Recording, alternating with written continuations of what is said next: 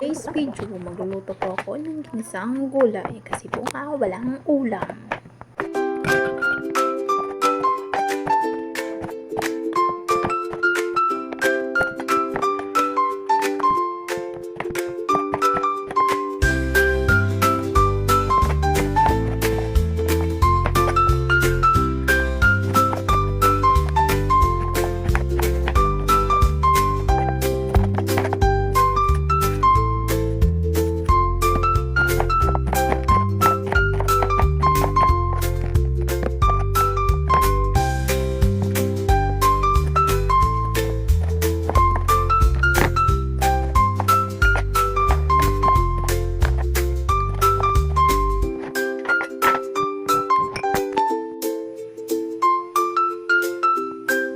Let's start. Naglagay nga pala ako ng konting mantika, and then inlagay ko na yung sibuyas, and then pagkatapos lalagay ko na rin yung kamatis.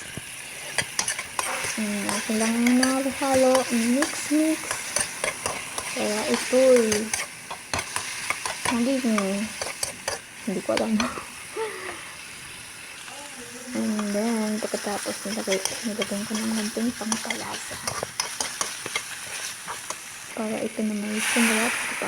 At nag-add na rin ako ng konting water. Aking hinalo-halo. Nagantay pa ako ng 1 minute na nilagyan ko na ito ng magic syrup. And then, asin. At nilagay ko na rin dito yung talong.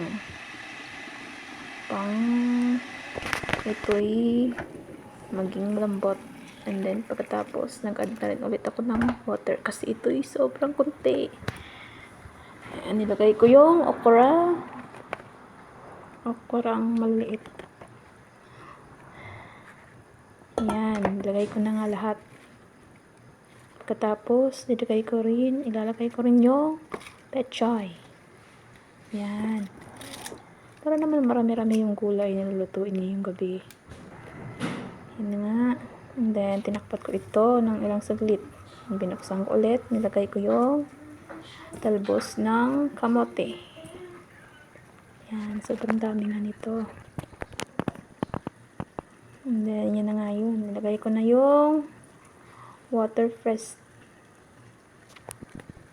Yan. And then, yung malunggay. At isusunod ko dyan yung patola. Yan.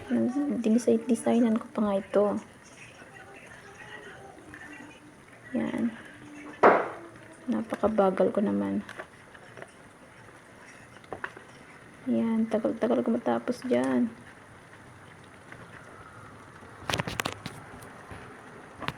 Yan, sige lang. Lagay mo lang yan.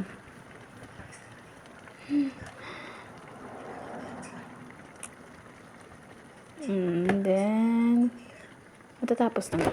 Ay, tapos na nga pala. Akin itong ulit tinakpan ng ilang minutes.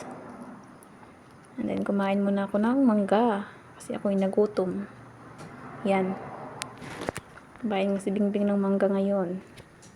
Aking binalikan ng aking niluto at binuksan ko ulit ito upang tignan kung luto na. Yan.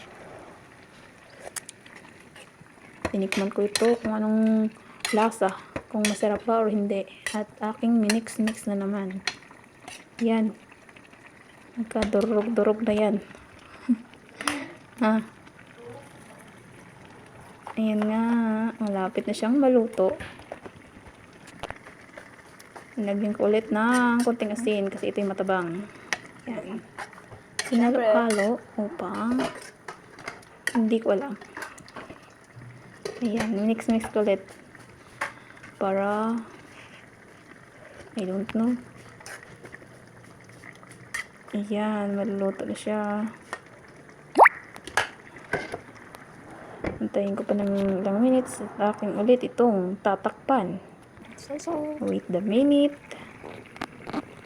Ayan, binuksan ko ulit. Tinignan ko kung luto na. Uy, maluluto na siya. Oh, thank you to everyone.